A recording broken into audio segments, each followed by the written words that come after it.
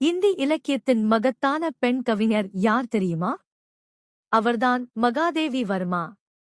இந்தி இலக்கியத்தில் முக்கியமானவரும் சுதந்திர போராட்டத்தில் தீவிரமாக பங்கேற்றவருமான மகாதேவி வர்மா 1907 மார்ச் 26 உத்தரப்பிரதேச மாநிலம் பரூக்காபாத்தில் பிறந்தார். இவரது படைப்புகளில் சுருதி கி ரேகாயே, அதீத் கே சலசித்ர போன்ற நினைவுச் சித்திரங்கள் மிகவும் பிரபலமானவை. அடிமை இந்தியாவின் துன்பங்களை நேரில் கண்ட இவர் அவற்றை தனது எழுத்துக்களில் வெளிப்படுத்தினார். சமூக பிரச்சினைகள், குறிப்பாக பெண்களின் வாழ்க்கை நிலை குறித்து ஸ்ருங்கலா கி கடியா என்ற படைப்பில் ஆழமாக எழுதியுள்ளார். மகாத்மா காந்தி அவர்களின் சிந்தனைகளால் பாதிக்கப்பட்ட இவர் சமூக சேவையிலும் ஈடுபட்டார். சாகித்ய அகாடமி, பத்ம பூஷன், பத்ம விபூஷன், மேலும் இந்தியாவின் உயரிய இலக்கிய விருதான ஞான்பீட் அவார்ட் உட்பட பல விருதுகளை பெற்றுள்ளார். மாடர்ன் மீரா என்று போற்றப்பட்ட மகாதேவி வர்மா 1987 மறைந்தார். பெண்களின் குரலாக எழுதிய மகத்தான கவிஞரை நாம் என்றும் நினைவில் கொள்ள வேண்டும். தில்லையாடி வள்ளியம்மை இந்திய விடுதலை போராட்டத்தில் ஈடுபட்டு 16வது வயதில் உயிர் நீத்த ஒரு பெண் போராளி. தில்லையாடி வள்ளியம்மை தென்னாப்பிரிக்காவில் 1898 பிறந்தவர். இவர் தஞ்சை மாவட்டம் மயிலாடுதுறையை அடுத்த தில்லையாடி என்ற ஊரைச் சார்ந்த முனுசாமி, மங்களத்தம்மாள் ஆகியோருக்கு பிறந்தவர். நெசவு தொழிலாளியான முனுசாமி பிரித்தானிய ஆட்சியில் தென்னாப்பிரிக்காவுக்குச் சென்று அங்கு ஜோகன்ஸ்பர்க் நகரில் ஒரு சிறிய வணிகத்தை தொடங்கினார். அங்குதான் வள்ளியம்மை பிறந்தார். தில்லையாடி காந்தி நினைவுத் தூண் 1913 மகாத்மா காந்தி தென்னாப்பிரிக்காவில் வசித்து வந்த இந்தியர்களுக்கு பிரித்தானியர்களால் விதிக்கப்பட்ட தலைவரியை எதிர்த்து நடத்திய அறப்போராட்டத்தில் கலந்து கொண்டு ஆட்சியாளர்களுக்கு எதிராக துணிந்து போராடினார். 1913 டிசம்பர் மாதம் சிறையில் அடைக்கப்பட்ட அவர் உடல் நலக்குறைவால் விடுதலை செய்யப்பட்ட போதும் போராட்டக் குழுவினரின் கோரிக்கை நிறைவேறாத நிலையில் வெளியே வர மறுத்து, பின்னர் இந்தியர்களுக்கு விதிக்கப்பட்ட தலைவரி இரத்தான பின்பே விடுதலையை ஏற்று வெளியே வந்தார். 16 ஆண்டுகள் மட்டுமே வாழ்ந்த அவரை பலன் ஏதும் கருதாமல் தென்னாப்பிரிக்காவில் தியாகம் செய்து வெற்றி கண்ட தில்லையாடி வள்ளியம்மை அவர்கள்தாம் எனக்கு முதலில் விடுதலை உணர்வை ஊட்டிய பெருமைக்குரியவர் என காந்தி பாராட்டியுள்ளார். தில்லையாடியில் உள்ள வள்ளியம்மை நினைவு மண்டபம் தமிழ்நாடு அரசு தில்லையாடி வள்ளியம்மையின் ஈகத்தை போற்றும் வகையில் நாகப்பட்டினம் மாவட்டம் தரங்கம்பாடி வட்டம் தில்லையாடியில் நினைவு மண்டபம் அமைத்துள்ளது. காந்தி தில்லையாடிக்கு மே 1, 1915 அன்று வருகை தந்து அமர்ந்த இடத்தில் நினைவுத் தூண் கட்டப்பட்டுள்ளது. அதன் எதிரில்தான் தில்லையாடி வள்ளியம்மை நினைவு மண்டபம் கட்டப்பட்டுள்ளது. இங்கு தில்லையாடி வள்ளியம்மையின் மார்பளவு சிலை ஒன்று முன் மண்டபத்தில் அமைக்கப்பட்டுள்ளது. இங்கு பொது நூலகத்துறை மூலம் ஒரு நூலகம் செயல்பட்டு வருகின்றது. தில்லையாடியில் காந்தி நினைவு ஸ்தூபி அருகில் தற்போது அமைக்கப்பட்டுள்ள நூற்றாண்டு நினைவு கல்வெட்டு திருப்பரந்தாள் காசிமட இணை அதிபர். சிந்தனை புரிந்து கொண்டால் கோபம் கூட அர்த்தம் உண்டு. புரியலன்னா அன்பு கூட அர்த்தமில்ல. உன்னை சிரிக்க வைக்க நினைப்பவர்களை நீயும் சிரிக்கவை. உன்னை பார்த்து சிரிப்பவர்களை நீ சிந்திக்கவை. இந்தி இலக்கிய உலகில் மறக்க முடியாத கவிஞர் பவானி பிரசாத் மிஸ்ரா. மார்ச் 1913 29 அன்று மத்திய பிரதேசத்தில் பிறந்தார். பள்ளிக்கூடம் முடிக்காமலேயே கவிதை எழுத ஆரம்பித்தவர். பத்திரிகைகளில் கவிதைகள், திரைப்படங்களுக்கு வசனம், பல துறைகளில் தனது திறமை காட்டினார். மகாத்மா காந்தியின் சிந்தனையால் ஈர்க்கப்பட்ட இவர் காந்திய கொள்கைகளில் பள்ளி ஒன்றையும் நடத்தினார். 1972 புனி ஹுயிரசி நூலுக்காக சாகித்ய அகாடமி விருது பெற்றார். பத்மஸ்ரீ உட்பட பல விருதுகள் இவருக்கு கிடைத்தன. எளிமையான சொற்களில் ஆழமான கருத்துக்களை சொன்னதால் இவர் பவானி பாய் என அன்புடன் அழைக்கப்பட்டார். 1985 மறைந்தாலும் இவரது எழுத்துக்கள் இன்று வரை உயிருடன் இருக்கின்றன. Follow for more inspiring story. இன்றைய குறள்: பால் பொருட்பால். அதிகாரம் செங்கோன்மை. குறள்: ஒருந்துகண் நோடாது இறை புரிந்து யார் மாட்டோம். தேர்ந்து செய்வதே முறை. உரை: நடுநிலைமை தவறாமல் யாரிடத்தும் இரக்கம் காட்டாமல் குற்றத்தின் கடுமையை ஆராய்ந்து அதற்கு தகுந்த தண்டனை விதிப்பதே அரசனுக்கு முறையாகும். English. To examine into the crimes which may be committed, to show no favor to anyone, to desire to act with impartiality towards all, and to inflict such punishments as may be wisely resolved on, constitute இந்த rectitude. அழகான ஊதா பூ மரம் பெயர் தெரியுமா? இதுதான் Java கொன்றை மரம். வீட்டுத் தோட்டம், பள்ளி, பண்ணை வீடுகளில் அதிகம் வளர்க்கப்படும் மரம். இதன் பூக்கள் அழகான ஊதா நிறத்தில் பூக்கும். ஏப்ரல், மே மாதத்தில் பூக்கும். நவம்பர், டிசம்பரில் காய்கள் வரும். சதுப்பு நிலம், மணல் நிலம் எல்லாமே வளர முடியும். உயரம் 25 முதல் 40 மீட்டர் வரை வளர்கிறது.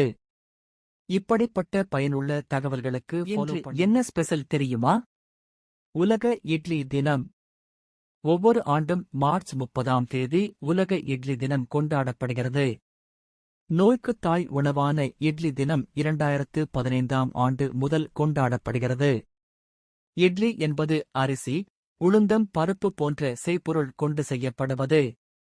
பிரபல இட்லி தயாரிப்பாளரான இனியவன் என்பவர் இந்த தினத்தை தொடங்கினார். நம் நாட்டின் பாரம்பரிய உணவான இட்லியின் புகழை உலகுக்கு பறைசாற்றும் நோக்கத்தில் இத்தினம் கொண்டாடப்பட்டு வருகிறது. இதன் நோக்கம் என்னவென்றால், இட்லியின் ஆரோக்கிய நன்மைகளைப் பற்றிய விழிப்புணர்வை ஏற்படுத்துவது, இட்லி தயாரிப்பில் புதிய சமையல் முறைகளை ஊக்குவிப்பது. இதுபோன்று மேலும் பல தகவல்களை தெரிந்து கொள்ள நமது சேனலை சப்ஸ்கிரைப் பண்ணுங்க. இந்த மரத்தை நீங்கள் பார்த்திருக்கிறீர்களா? முள்ளுடன் இருக்கும் இந்த மரம் என்ன தெரியுமா? இந்த மரம் எந்த மாதத்தில் பூக்கும் தெரியுமா? குருந்த மரம் நாரத்தை வகையைச் சேர்ந்த முள்ளுடைய சிறிய மரம். இது ஒரு பூக்கும் தாவர இனமாகும். வெண்ணிற மலர்களையும் உருண்டையான காய்களையும் தண்டில் முள்ளும் உள்ள மரமாகும். இதன் இலைகள் பச்சை மற்றும் வெளிரிய வெள்ளை நிறம் கலந்தது போல் காணப்படுகிறது. இந்த மரம் மார்ச் மற்றும் ஏப்ரல் மாதங்களில் பூ பூத்து ஆகஸ்ட், செப்டம்பர் மாதங்களில் காய்க்கும். உயரம் 6 மீட்டர். இப்படி இன்னும் பல பயனுள்ள தகவல்களுக்கு ஃபாலோ பண்ண. வரலாற்றில் இன்று 1889ஆம் ஆண்டு மார்ச் 31ஆம் தேதி ஈபிள் டவர் தொடக்க விழா கொண்டாடப்பட்டது. 1921ஆம் ஆண்டு மார்ச் 31ஆம் தேதி ஆஸ்திரேலிய விமானப்படை அமைக்கப்பட்டது. 1966ஆம் ஆண்டு மார்ச் 31ஆம் தேதி சந்திரனை முதலாக சுற்றி வந்த லூனா 10 விண்கலம் விண்ணில் செலுத்தப்பட்டது. இப்படி இன்னும் பல பயனுள்ள தகவல்களுக்கு ஃபாலோ பண்ணுங்க. மகாவீர் ஜெயந்தி என்றால் என்ன தெரியுமா? ஜைன மதத்தின் 24வது தீர்த்தங்கரரான மகாவீர் சுவாமியின் பிறந்த நாள்தான் மகாவீர் ஜெயந்தி. 2026ஆம் ஆண்டு மார்ச் 31 அன்று கொண்டாடப்படுகிறது. அவர் உலகிற்கு சொன்ன 5 முக்கிய கொள்கைகள்: அஹிம்சை, வன்முறை இல்லாமல் வாழ்வு; சத்தியம், உண்மை; திருடாமை, துறவு; ஆசை இல்லாமை. அவரது வாழ்க்கை நமக்கு ஒரு பெரிய பாடம். அன்பும் அமைதியும்தான் உண்மையான சக்தி. இந்த மகாவீர் ஜெயந்தியில் நாம் அனைவரும் நல்ல மனிதராக வாழ உறுதியெடுப்போம். ஹாப்பி மகாவீர் ஜெயந்தி. வாழ்க்கையில் வெற்றி பெற வேண்டுமா? இதை கேளுங்கள். பிறரது பாராட்டுக்கும் பழிக்கும் செவி சாய்த்தால் மகத்தான காரியம் எதையும் செய்ய முடியாது. நீ பட்ட துன்பத்தை விட அதில் நீ பெற்ற அனுபவமே சிறந்தது. கீழ்ப்படியக் கற்றுக்கொள். கட்டளையிடும் பதவி தானாக உன்னை வந்து அடையும். உன்னை சிரிக்க வைக்க நினைப்பவர்களை நீயும் சிரிக்கவை. உன்னை பார்த்து சிரிப்பவர்களை நீ சிந்திக்கவை. இதை மனதில் வைத்துக் கொண்டால் வாழ்க்கை மாறும். Follow for more. பிறந்த முக்கிய நபர் யார் தெரியுமா? முன்னாள் இந்திய துணை குடியரசுத் தலைவர் முகமது ஹமீத் அன்சாரி. முன்னாள் இந்திய துணை குடியரசுத் தலைவர் ஹமீத் அன்சாரி அவர்கள் 1937ஆம் ஆண்டு ஏப்ரல் 1ஆம் தேதி கொல்கத்தாவில் பிறந்தார். இவர் 1961ஆம் ஆண்டு இந்திய சிவில் சர்வீஸ் தேர்வில் தேர்ச்சி பெற்று வெளியுறவுத்துறையில் பணியில் சேர்ந்தார். மேலும் ஆஸ்திரேலியாவிற்கான இந்திய தூதர், ஐக்கிய அரபு நாடுகள், ஆப்கானிஸ்தான், ஈரான், சவூதி அரேபியா போன்ற நாடுகளுக்கான இந்திய தூதர் ஆகிய பொறுப்புகளை வகித்து வந்தார். ஐக்கிய நாடுகள் சபைக்கான நிரந்தர பிரதிநிதியாகவும் இருந்தார். தேசிய சிறுபான்மை ஆணையத்தின் தலைவராகவும் இருந்தார். இவருக்கு 1984ஆம் ஆண்டு பத்மஸ்ரீ விருது வழங்கப்பட்டது. இப்படி இன்னும் பல பயனுள்ள தகவல்களுக்கு ஃபாலோ பண்ண என்ன நாள் தெரியுமா? முட்டாள்கள் தினம். ஒவ்வொரு ஆண்டும் ஏப்ரல் 1ஆம் தேதி உலகம் முழுவதும் கொண்டாடப்படுகிறது. ஆனால் இதுக்கு ஒரு சுவாரஸ்யமான வரலாறு இருக்கு. 16ஆம் நூற்றாண்டு வரை ஐரோப்பாவின் பல நாடுகளில் புத்தாண்டு தினம் ஏப்ரல் 1ஆம் தேதி கொண்டாடப்பட்டு வந்தது.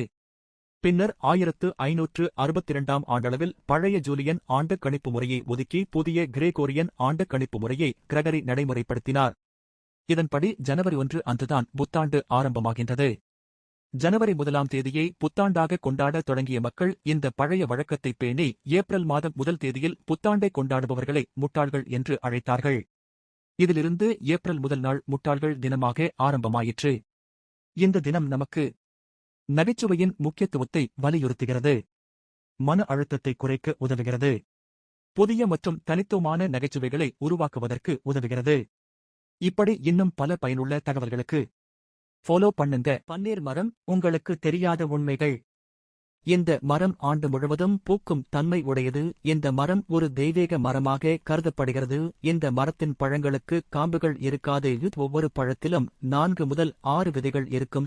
இந்த மரம் வளர்வதற்கு நல்ல வடிகால் வசதி அவசியமாகும். இதன் விதைகள் முளைக்க பல மாதங்கள் ஆகும். இவை பெரும்பாலும் விலங்குகள் போன்ற பிற உயிரினங்களின் மூலமாகவே பரவுகின்றன. உயரம் 16 முதல் 30 மீட்டர். இப்படி இன்னும் பல பயனுள்ள தகவல்களுக்கு ஃபாலோ பண்ணுங்க. டிராகன் பிளட் மரம் பற்றி தெரியுமா? கடுமையான வறட்சி, கிரானைட் பாறைகள் நிறைந்த மலைப்பகுதி. இப்படிப்பட்ட கடின சூழலில்தான் இந்த மரம் வளர்கிறது. இந்த மரத்தின் வடிவம் என்ன தெரியுமா? பச்சை குடை மாதிரி மேலே பரவியிருக்கும். இதோ ஒரு அதிசயம். மரத்தை சற்று கீறினால் இரத்தம் போல சிவப்பு நிற சாறு வரும். அதனால்தான் பெயர் டிராகன் பிளட் பிளட் ட்ரீ. பனை மரம் போல தோற்றம். ஆனா கிளைகளும் இருக்கும். கிளை நுனியில் மட்டும் இலைகள். 3-4 ஆண்டுகளில் உதிர்ந்துவிடும். வெள்ளை அல்லது பச்சை பூக்கள். மிகுந்த மணம் கொண்டவை. காய்கள் முதலில் கருப்பு, பின்னர் ஆரஞ்சு கலந்த சிவப்பு. விலங்குகளுக்கு உணவாக மாறும். இப்படிப்பட்ட மரம் உலகில் மிக அரிது. இன்னும் இது போன்ற தகவல்களுக்கு சிக்கல்கள் பற்றி ஒரு உண்மை தெரிஞ்சுக்கணுமா? ஓடும் ரயிலில் இருந்து மரங்களை பார்த்ததுண்டா? அருகில் வரும்போது அவை ரொம்ப பெரியதாக தெரியும். ஆனால் அதை கடந்து சென்ற பிறகு அது சின்னதா மாறிடும். அதே மாதிரிதான் வாழ்க்கையும். சிக்கல்கள் அருகில் இருக்கும்போது பெரியதாக தோன்றும். அதை கடந்து சென்றால் அது ஒன்றுமே இல்லை. அதனால் பயப்படாதீங்க, முன்னே போங்க. இதுதான் வாழ்க்கை. இன்னைக்கு ஏப்ரல் 1, 2026. புது வருஷம் பிறக்கிறப்போ வர்ற மாற்றங்களை விட இந்த வருஷம் நம்ம பணப்பையில வர்ற மாற்றங்கள் ரொம்ப அதிகம். அது என்னன்னு டக்குன்னு பார்த்துடலாம். 60 வருஷ பழைய வருமான வரி சட்டம் முடிவுக்கு வந்துருச்சு. இனி FY-னு குழப்பம் வேண்டாம். இனி எல்லாமே டாக்ஸ் இயர் தான். ஐடிஆர் தாக்கல் செய்ய ஆகஸ்ட் 31 வரை டைம் இருக்கு. பொது தொழிலாளர் சட்டப்படி உங்க பேசிக் பே 50% ஆகணும். இதனால உங்க PF சேமிப்பு அதிகமாகும். ஆனா கைக்கு வர்ற சம்பளம், டேக் ஹோம் சேலரி கொஞ்சம் குறையும். ரயில் டிக்கெட் கேன்சல் பண்றீங்களா? ஜாக்கிரதை. 8 மணி நேரத்துக்கு முன்னாடி கேன்சல் பண்ணா ₹1 கூட ரீஃபண்ட் கிடைக்காது. அதேபோல ஃபாஸ்டேக் பாஸ் விலை ₹3075 உயர்ந்துருச்சு. ATMல பணம் இல்லாம டிரான்சாக்ஷன் பெயில் ஆனா ₹25 அபராதம். அப்புறம் இனி UPI பேமெண்ட் பண்ண OTP மட்டும் போதாது. இந்த தகவல் உங்க நண்பர்களுக்கும் தெரியணும்னா உடனே ஷேர் பண்ணுங்க. இது போன்ற அப்டேட்ஸ்க்கு நம்ம சேனலை சப்ஸ்கிரைப் பண்ணிக்கோங்க. மரம் பற்றி தெரியுமா? கோடைக்காலம் வந்தாலே இந்த மரத்தின் இலைகள் எல்லாம் உதிர்ந்துவிடும். வாகை மரத்தின் காய்கள் காற்றில் சலசலக்கும் ஒலி தரும். அது ஒரு இயற்கை இசை போல இருக்கும். இந்த மரம் விதை, வேர்க்குச்சி, நாற்று மூலம் வளர்க்கப்படுகிறது. இது பலத்தண்டுகளுடன் பறந்து வளரக்கூடிய ஒரு பெரிய மரம். இதன் இலைகள் தொடக்கத்தில் கரும்பச்சை நிறத்தில் இருக்கும். இரவு நேரத்தில் தானாக மூடிக்கொள்ளும். பின்னர் பழுப்பு நிறமாக மாறி உறுதியான அமைப்பை பெறும். உயரம் 15-20 மீட்டர் வரை வளர்கிறது. இயற்கையின் இன்னொரு அற்புதம் வாகை மரம். Like, share, subscribe. இன்று ஏப்ரல் 2. தமிழ் இலக்கியமும் சுதந்திரப் போராட்டமும் ஒன்றாக இணைந்து ஒரு வீரரை நினைவுகூரும் நாள். வல்வேலு சுப்பிரமணிய சுதந்திரப் போராட்ட வீரரும் தமிழ் நவீன சிறுகதையின் தந்தை எனவும் போற்றப்பட்ட வைல்வேயுசுலையர் வரகநேரி வெங்கடேச சுப்பிரமணிய ஐயர் 1881ஆம் ஆண்டு ஏப்ரல் 2ஆம் தேதி திருச்சி மாவட்டத்தில் உள்ள வரகநேரியில் பிறந்தார். இவர் 1907ஆம் ஆண்டு லண்டன் சென்றபோது சுதந்திர புரட்சி வீரர்களின் தொடர்பு மூலம் அவர்கள் ரகசியமாக நடத்தி வந்த அபினவ பாரத் சங்கத்தில் உறுப்பினராக சேர்ந்தார். இவர் பட்டமளிப்பு விழாவில் பிரிட்டிஷ் ராஜ விசுவாச பிரமாணம் எடுத்துக்கொண்டால்தான் பட்டம் வழங்கப்படும் என்பதால் அந்த உறுதிமொழியை எடுத்துக்கொள்ள மறுத்துவிட்டார். இவர் ஸ்ரீ அரவிந்தர், பாரதியார், நீலகண்ட பிரம்மச்சாரி ஆகியோருடன் இணைந்து விடுதலைப் போராட்டத்தில் பங்கேற்றார்.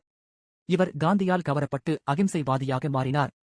இவர் குளத்தங்கரை அரசமரம், மங்கையர்க்கரசியின் காதல், கம்பராமாயணம், எஸ்டடி, மாஜனியின் வாழ்க்கை வரலாறு, நெப்போலியனின் வாழ்க்கை வரலாறு உள்ளிட்ட பல நூல்களையும் எழுதியுள்ளார். தமிழ் நவீன சிறுகதையின் தந்தை என்று போற்றப்படும் இவர் 1925ஆம் ஆட்டிசம் விழிப்புணர்வு தினம். உலக ஆட்டிசம் விழிப்புணர்வு தினம் ஏப்ரல் 2ஆம் தேதி கடைபிடிக்கப்படுகிறது. ஆட்டிசம் என்பது பல்வேறு வகையான மூளை வளர்ச்சி குறைபாடுகளைக் கொண்ட நோயாகும். இதனை முற்றிலும் குணப்படுத்த ஆராய்ச்சி மேற்கொள்ளப்பட்டு வருகிறது. ஆட்டிசம் என்னும் மூளை வளர்ச்சி குறைபாட்டால் பாதிக்கப்பட்டவர்களை எப்படி கையாள வேண்டும் என்பதை உணர்த்தும் வகையில் இத்தினம் அனுசரிக்கப்படுகிறது.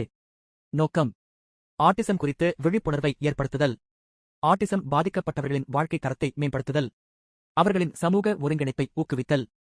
முக்கியத்துவம்: ஆட்டிசம் பற்றிய தவறான புரிதல்களை நீக்குதல், அவர்களிடம் அனுசரணையாக நடந்து கொள்ளுதல், அவர்களுக்கு தேவையான ஆதரவையும் வாய்ப்புகளையும் வழங்குதல்.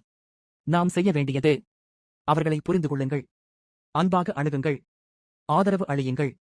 முக்கியம்: தவறான நம்பிக்கைகளை தவிர்ப்போம், அவர்களை ஒதுக்காமல் இணைப்போம். முடிவு: அவர்கள் வேறுபட்டவர்கள் அல்ல, அவர்கள் சிறப்பு கொண்டவர்கள். இந்த தகவலை ஷேர் பண்ணுங்க. ஒரு வாழ்க்கையை மாற்றலாம். சிந்தனை: மகிழ்ச்சி நம்முடைய நற்பண்புக்கும் நம்முடைய அறிவாற்றலுக்கும் ஏற்றபடிதான் நாம் அடையும் மகிழ்ச்சி இருக்கும். அடக்கம்: பெருந்தன்மையான குணம் எல்லா நற்குணங்களுக்கும் ஆபரணம் போன்றது. வாழ்க்கை: வசந்தம் ஒரே நாளில் மலர்ந்து விடுவதில்லை, அதுபோல வாழ்வில் உயர்வும் ஒரே நாளில் வருவதில்லை. இந்திய ராணுவ வரலாற்றில் சாதனை படைத்த ஃபீல்டு மார்ஷல் சாம் மானெக்ஷா 1914ஆம் ஆண்டு ஏப்ரல் 3ஆம் தேதி பஞ்சாப் மாநிலம் அமிர்தசரஸில் பிறந்தார். இவரது முழுப்பெயர் சாம் ஹோர்முஸ்ஜி பிரேம்ஜி ஜம்ஷெட்ஜி மானெக்ஷா ஆகும். இவர் 1934ஆம் ஆண்டு இராணுவத்தில் சேர்ந்தார். இரண்டாம் உலகப் போரின் போது 1942 ஜப்பானின் தாக்குதல்களை எதிர்கொண்டு போராடிய இவரது உடலில் 9 குண்டுகள் பாய்ந்தன. படுகாயம் அடைந்த போதும் தொடர்ந்து போராடி வெற்றி கண்டார். இவரை பாராட்டி பிரிட்டிஷ் இந்திய ராணுவ தளபதி டி கோவன் தனது மிலிட்டரி கிராஸ் பதக்கத்தை கழற்றி அங்கேயே அணிவித்தார். பிறகு பணியாளர் கல்லூரிக்கு பயிற்சியாளராக அனுப்பப்பட்டார். வீரர்கள் இவரை சாம் பகதூர், துணிச்சல்காரர் என்றனர். 1962ஆம் ஆண்டு சீனப் போரில் இந்தியா பின்வாங்கிய போது படைப்பிரிவுக்கு இவரை தலைமை ஏற்கச் சொன்னார் நேரு. சீனப்படை மேலும் முன்னேறுவதை இவர் வெற்றிகரமாக தடுத்தார். 1969ஆம் ஆண்டு இந்தியாவின் இராணுவ தலைமை தளபதியானார். இவருக்கு 1968ஆம் ஆண்டு பத்மபூஷன், 1972ஆம் ஆண்டு பத்ம விபூஷன், 1973ஆம் ஆண்டு ஃபீல்டு மார்ஷல் பட்டம் வழங்கப்பட்டது. 40 ஆண்டு கால இராணுவ வாழ்க்கையில் colonel, brigadier, major general, lieutenant general என படிப்படியாக பல ரேங்க் பெற்ற சாம் மானெக்ஷா 2008ஆம் ஆண்டு மறைந்தார். இப்படி இன்னும் பல பயனுள்ள தகவல்களுக்கு ஃபாலோ பண்ணுங்க. பெருங்காரை மரம் பற்றி தெரியுமா? பெருங்காரை மரம் விதை, நாற்று, வேர்க்கச்சிகள் மூலம் உற்பத்தி செய்யப்படுகின்றன. இந்த மரம் ஒரு வகை இலை உதிர் மரம் எனலாம். இந்த மரத்தின் இலைகள் செழிப்பாகவும் பூக்கள் வெண்ணிறமாகவும் உள்ளதால் வீட்டின் முகப்பிற்கும் தோட்டத்திற்கும் சாலை ஓரங்களுக்கும் சுற்றுப்புறச் சூழலுக்கும் அழகேற்ற அலங்கார மரமாக திகழ்கிறது. இது தேனீக்களுக்கு தேவைப்படும் தேனை அதிக அளவில் கொடுக்கும் வெண்ணிற பூக்களைக் கொண்டுள்ளது. 6 முதல் 8 மீட்டர் உயரம் வரை வளரும். இன்றைய சிந்தனை: வெற்றியின் மகிழ்ச்சி நம்மை ஒரு நாள் சோம்பேறி ஆக்கும், தோல்வியின் துக்கம் நம்மை ஒவ்வொரு நாளும் சுறுசுறுப்பாக மாற்றும். 100 வருடங்கள் வாழும் மனிதன் அழுது கொண்டே பிறக்கிறான். ஆனால் சில மணி நேரம் வாழும் பூக்கள் சிரித்துக் கொண்டே பூக்கின்றது. சந்தோஷமாக வாழ முயற்சிக்காதே, நிம்மதியாக வாழ முயற்சி செய். உன் வாழ்க்கை முழுவதும் சந்தோஷம் இருக்கும். இப்படி இன்னும் பல பயனுள்ள தகவல்களுக்கு ஃபாலோ பண்ணுங்க. நீராறுங் கடலுடுத்த. இந்த வரிகளை கேட்டவுடன் என்ன நினைவுக்கு வருகிறது தெரியுமா? தமிழ்த்தாய் வாழ்த்தின் படைப்பாளர் பெ. சுந்தரம் பிள்ளை. 1855ஆம் ஆண்டு ஏப்ரல் 4ஆம் தேதி கேரள மாநிலம் ஆலப்புழாவில் பிறந்தார். இவர் மனோன்மணியம் என்ற நூலை 1891ஆம் ஆண்டு எழுதினார். அதில் இடம்பெற்ற நீராறுங் கடலொடுத்த எனத் தொடங்கும் பாடலை தமிழ்த்தாய் வாழ்த்துப் பாடலாக தமிழக அரசு 1970ஆம் ஆண்டு அறிவித்தது.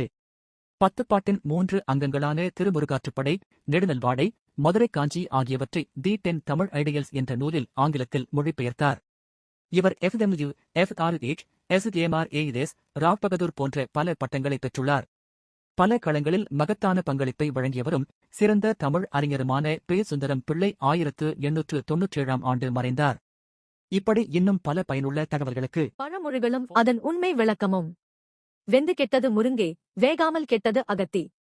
விளக்கம்: முருங்கைக் கீரையை அதிகம் வேக வைத்தால் அதன் சத்துக்கள் நமக்கு கிடைக்காமல் போய்விடும். ஆனால் அகத்திக் கீரையை அதிகம் வேகாமல் பயன்படுத்தினால் முழுமையாக அதன் சத்து கிடைக்காது என்பதே இந்த பழமொழியின் விளக்கம் ஆகும். ஊரோடு ஒத்து வாழ். விளக்கம்: ஊரோடு ஒத்து வாழ் என்றால் நீ வாழும் ஊர் சொந்த ஊராக இருந்தாலும் சரி, வேறு ஊராக இருந்தாலும் சரி, அதனை பொருட்படுத்தாமல் அக்கம் பக்கம் உள்ளவர்களிடம் அன்புடனும் ஆதரவுடனும் ஒற்றுமையாக இருக்க வேண்டும் என்பதே இதன் உண்மையான பொருளாகும். விண் பொய்த்தால் மண் பொய்க்கும். விளக்கம்: விவசாயத்திற்கு மழையையே நம்பியிருக்கும் காலத்தில் பருவமழையை நம்பி பயிர் செய்வர். உரிய காலத்தில் வரவேண்டிய மழை பெய்யாமல் பொய்த்துப் போனால் பயிர் வளராமல் உரிய விளைச்சல் இல்லாமல் மண்ணும் பொய்த்துப் போகும். இதுபோன்று பல தகவல்களுக்கு நமது சேனலை சப்ஸ்கிரைப் பண்ணுங்க. நிலக்கண்ணிகள் குறித்து சர்வதேச விழிப்புணர்வு தினம் இன்று. ஒவ்வொரு ஆண்டும் நிலக்கண்ணிகள் குறித்து சர்வதேச விழிப்புணர்வு தினம் ஏப்ரல் 4ஆம் தேதி கடைபிடிக்கப்படுகிறது. நிலக்கண்ணிகள் நிலத்தில் ஒரு சில சென்டிமீட்டர் ஆழத்திலோ அல்லது நிலத்தின் மேலோ வைக்கப்படும் வெடிபொருட்களாகும். பெரும்பாலும் நாட்டின் எல்லைப்புறங்களிலும் யுத்தம் நடைபெறும் இடங்களிலும் வைக்கப்படுகின்றன. நிலக்கண்ணிகளில் இருந்து நம்மை பாதுகாத்துக் கொள்ளவும், இதன் உற்பத்தி, விற்பனை, விநியோகம் ஆகியவற்றை தடுத்திடவும், இதனால் பாதிக்கப்பட்டவரின் உரிமையை எடுத்துக் கூறவும் இத்தினம் ஏப்ரல் 4ஆம் தேதி கடைபிடிக்கப்படுகிறது. நிலக்கண்ணிகளின் ஆபத்துகள் பற்றிய விழிப்புணர்வை மக்களிடையே ஏற்படுத்துதல். நிலக்கண்ணிகளை முழுமையாக ஒழிக்க நடவடிக்கை எடுக்குமாறு அரசாங்கங்களை வலியுறுத்துதல். நாம் செய்ய வேண்டியது ஒன்றுதான்: விழிப்புணர்வு.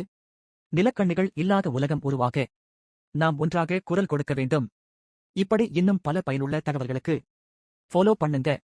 நண்பர்களே, ஒரு மரம் எப்படி ஒரு முழு தோப்பாக மாறும் தெரியுமா? அதுதான் ஆஸ்பென் மரம். ஒரு ஆஸ்பென் மரம் ஒரு தோப்பு போல காணப்படும். ஒரு ஆஸ்பென் மரம் வேரில் இருந்து அதிகபட்சமாக 10 வேர்ச்செடிகள் முளைக்கும். அந்த வேர்ச்செடிகளும் பல வேர்ச்செடிகளை உருவாக்கி அந்த மரம் ஒரு தோப்பாக காணப்படும். மிக வேகமாக வளரும் முதல் 10 மரங்களில் இந்த மரமும் இடம்பெற்றுள்ளது. கோடை மற்றும் துளிர்விடும் காலத்தில் இந்த மரம் பசுமையான இலைகளுடன் காணப்படும். பின்னர் சிவப்பு, ஆரஞ்சு, ஊதா, மஞ்சள் என இலைகள் அவ்வப்போது மாறி மாறி காணப்படும். இம்மரத்தின் இலைகள் முக்கோண வடிவமாகவோ அல்லது முட்டை வடிவமாகவோ இருக்கும். இந்த ஆஸ்பென் மரங்களுக்கு நிறைய குளிர் சூழ்நிலை தேவைப்படும். அதனால் நெருப்பால் இந்த மரம் பாதிக்காது எனக்கூட கூறலாம். இந்த மர விதையின் முளைப்பு திறன் மிகவும் குறுகிய காலம்தான். இம்மரம் 25 மீட்டர் உயரம் வரை வளரும். இதுபோன்று பல தகவல்களுக்கு நமது சேனலை சப்ஸ்கிரைப்